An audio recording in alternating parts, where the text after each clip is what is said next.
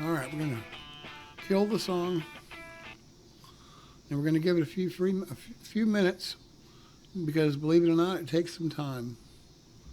And what we're gonna do, okay, is we're gonna come over here and we're gonna change channels so that we're ready for story time. And we'll move this trash over here so nobody sees it. And move this trash over here so nobody sees it. And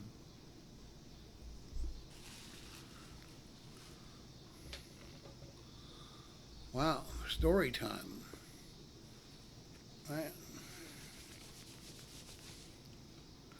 I'm excited. I hope you guys are excited. Story time! Story time! Story time! Yahoo!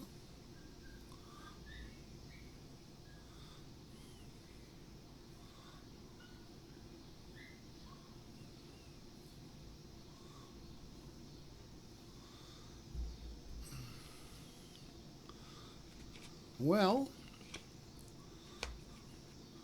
I'm going to tell a story about when I lived in India. Okay? I lived in India. You stupid chicken, get the hell out of the way. For 5.5 years, I lived there. And I lived for 4.5 years in a town called Bangalore. Bangalore had 6.5 million people in it, and I'm telling you, it was just like if you look down and you see the busiest anthill you ever saw in your life, man. There's just a million ants going in and out and in and out and all around everywhere nonstop, okay? It was really, more people than you could possibly imagine. They had 6.5 million people that lived there, and it was the infrastructure was terrible, the lights were terrible, the police were terrible, everything was terrible there, okay? Yeah, except the people. People were the kindest, warmest hearted, nicest people you'd ever hope to meet. And I really did love them. And that's really the truth. I don't know why, but this damn shirt looks like it's just solid wrinkles all of a sudden, Damn. Here. Anyway. I really did enjoy my time there. And the people are the reason why I did. I had some really close friends that lived there that I got to know really, really well in that time. And I probably stay in touch with more than 100 people in India on a regular basis, But just emails or Facebook, I have a special Facebook that's for nothing but for the people from India. You stupid chicken, get the hell out of the way. I check it once a week and I answer everybody and, ask about this and that and this and that. And I had a lot of really good friends there. I had a real good friend named Nirmala. And she had a really cool sister and 2 really cool brothers. And I love their family. I really do. She ended up moving to Denmark and marrying some guy in Denmark. And they got kids and they're happy as hell. And she's a Denmark citizen now. And you stupid chicken, get the hell out of the way. Anyway, when I was there in India, when I first went there, I stayed in an apartment a full service apartment. And I stayed downtown there for about 2 months. And it was right in the middle of Bangalore, right downtown. And there were some clubs you could go to, and you could go over there, and they'd have music or food or whatever, you know what I mean? And that wasn't too bad, okay? But see, the thing about India is you work all night and you sleep all day because it's 12 hours difference approximately from the United States. And when I was there, basically we were learning how to do customer service and a bunch of other stuff, and it had to do with working in the United States. And most people in the United States are awake in the daytime, so that means you have to be awake over there in the middle of the night. Anyway, after the place that I worked, it was, I don't know, like 10 miles out in the middle of nowhere, and it was called ITPL. And ITPL meant, blah, blah, blah, something more or less. The state had built this great big huge infrastructure and buildings and all these things just so that companies and stuff would come there and use it and create jobs for people, okay? So they were giving them a good deal on the rent, I guess, and that kind of thing. But anyway, I went way out there, get the hell out of the way, to that place, and I just drove around and drove around and drove around, and finally I found this like a complex, and it had 8 apartments in the complex. There were 2-story apartments, and And you had a ground floor and an upstairs, and some stairs that went up to the, like 2 bedrooms and kind of like a little living room area upstairs. And it was really a nice place. Now, I'll tell you a funny deal about that is they had a swimming pool there. And I lived there for like 3.5 years. And in the 3.5 years that I lived there, You stupid chicken, they get the hell never out of had the the way. swimming pool up and working. Never. In 3.5 years, they had a swimming pool, a real nice built-in swimming pool. And I never, ever, ever got to go in even one time because it never worked. Now, I don't know what you guys think, but to me, that's actually funny, you know? Is that funny to you guys? It's funny to me. So, anyway. Hey, Yahoo! life can be crazy, can't it? So anyway, while I'm there, yeah,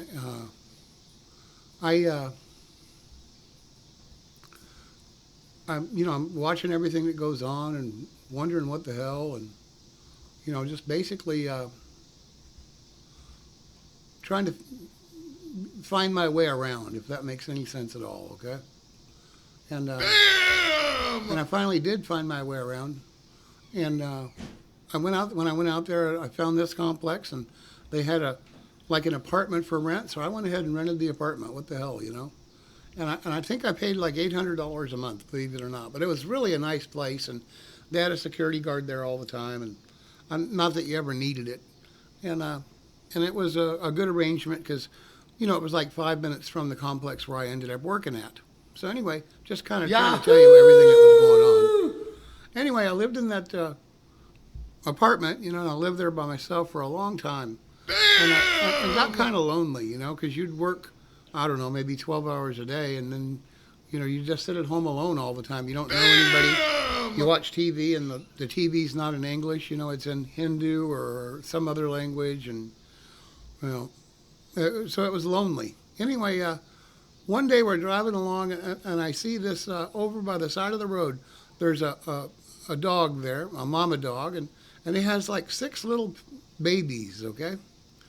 And they were just the cutest little things. So I told the driver, hey, turn this van around. Let's go back there and check that out. We went back there. There was nobody around. There was just a field there. And there's this mama dog and 6 babies, okay? Now, remember, I don't know anybody in India. I don't know crap. But I'll tell you what I do know. I do know I didn't want a mama dog and 6 babies running around. Get the hell out of the way. But, I thought, I could see what I could do about helping. So anyway, I took the mama dog and the 6 babies, and I put them in my van. And we went to ITPL, and there were thousands of people there all the time. And I asked the driver to keep an eye on them for me. And so anyway, I went around and I put a sign up on the wall. They have people put stuff up there, for this for sale, that for sale, this and that, this and that. And I put a little sign up there, and it said, free puppies, okay? And Yahoo! So anyway, it gave the address and my name, and people would come up and ask me, hey, are you the guy that's giving away the puppies? And I said, yeah. Anyway, I ended up giving away 4 of the puppies and the mom dog, okay? So there were 2 little puppies that were still left there, and I never could give them away. I tried and I tried and I tried. So basically, I got stuck with 2 little puppies, okay? And I took them home and fed them, and next thing you know, they're cute little puppies. I mean, how can you not love a cute little puppy, right?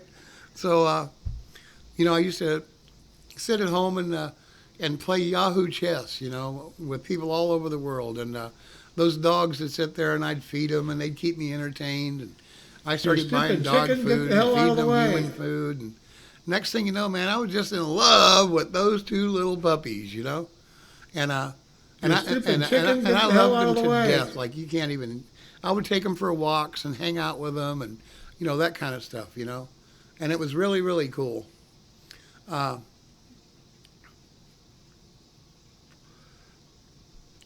It turned out that they were boy and girl, and I called them Mark and Maxine. Okay? So I got it to where they would chase a ball and bring the ball back, and they would sit when you put your hand in their face. They'd sit, but really, hey, they just licked on you, and they like to be hugged, and they like to be held, and and I'm feeding these things, and they're turning into monsters, man. The next thing you know, these are not cute little puppies anymore, man. Both of them, even the girl dog, man, they're like 3 times bigger than what their mom was, because I guess their mom was a street dog over there in India, just running around, and not being fed regular or anything like that, and these things turned out to be monsters, man. They were huge, okay, and biggest dogs I ever saw in India, okay, but they were eating like world champions, you know what I mean? In fact, they were eating more than I was. Hey, and eating good food too. I wasn't feeding them, no vegetable only dog food. You know what I mean? Anyway, hey, life was good, and I was loving life, and basically, they were the best friends you could ever want, and they were my companions for, I'm going to say, 2 years, something like that, maybe even longer. Okay, maybe 3 years, and I got a notice from the company that I was working with that my contract was going to expire and they weren't going to renew. And I'd already been in India for 5.5 years total. Okay. So yeah, I was ready to come home. I was ready to come home to the United States and start a new life, And so I started checking into, all right, what am I going to do with these dogs, And nobody wanted them, and nobody wanted them, and nobody wanted them. And so I started checking into how much is it going to cost to actually bring them back to the United States with me. And then they started getting into, they had to have shots, and they had to be a time period that went by, and they had to be this, and they had to be that, okay? And that absolutely turned into an impossibility. There was no way, no how I was going to be able to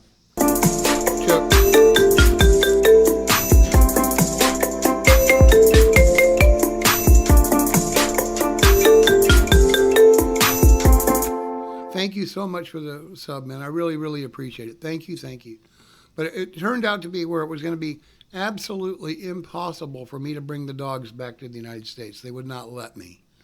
And if I could have worked on it, and if I'd have had 2 or 3 months to work on it, it would have been possible. But I'm down to, I got a couple of weeks left. So I'm asking everybody that I even know, please, can will you take these dogs and take good care of them, Because, I want them to have a good home. I asked a couple of the people that I knew pretty well that lived in the complex there, and they said no, they didn't want them. And it came down to, the last day, okay? And I mean the last day.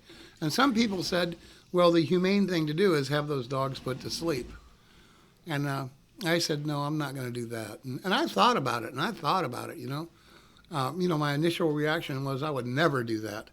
But as time went by, and then it gets down to the last minute, okay? You stupid chicken, get the hell out of the way. I'm not going to do, one of these, what do they call them, humane deaths or something like that, okay? I thought, you know what, man? If that was me, instead of being put to death, I'd at least want to have a chance, okay? I'd just let me go, release me. Hey, and I'll go out there and try and fend for myself. What the hell? So, I went out and I brought those dogs out into the front yard and locked my house door for the very last time. And I'm getting ready to leave those dogs there and release them and get in the van and go to the airport and fly back to the United States. And my neighbor comes over. And he was a retired guy from the Indian Army. He had spent 30 years in the Indian Army as a colonel. I think he retired. And lo and behold, he says, hey, you know what? I've been thinking about it. And, I really do want those dogs. You got 2 damn good dogs there. They're fantastic dogs. And they'd make great company for me. And you know what? Hey, they even kind of work like a guard for me and the wife, Because let's face it, them dogs ain't going to let nothing happen to us, okay? And he ended up taking those dogs, And, it's something that I had prayed about for about 3 weeks. And right when I'm ready to kiss them goodbye and say goodbye to them and get in the van and go get in the airport and leave them there, okay? Because, it's that or put them to death because nobody would take them. The guy comes up and out of the, sent from God, I think, you know what I mean? Says, you know, I thought about it and thought about it, and I changed my mind. I really do want those dogs, okay? And I will take good care of them, and I promise you that, Tony, and blah, blah, blah, blah. And you know, ever so often he sends me a picture of him and his wife and the two dogs, you know? And they're old now. I mean, it wouldn't surprise me if they're like 11, 12 years old now, you know what I mean? And I just love those dogs. I really do, you know? Oh, Mark and Maxine, you know? Just, they were good friends and good company for a long time, and I'm sure they were good friends for him and good company for him. And, you know, God works in mysterious ways, but thank you, God. I appreciate it, okay? Damn! And you know, thank you, Colonel, too, you and your wife. I really appreciate you doing that for them. Damn! I love you folks, okay? Anyway, that's the end of story time. That's a true story. It's something that really bugged the hell out of me for many years. And, you know, I hope you like the story, you know, because it's like I said, it's a true story.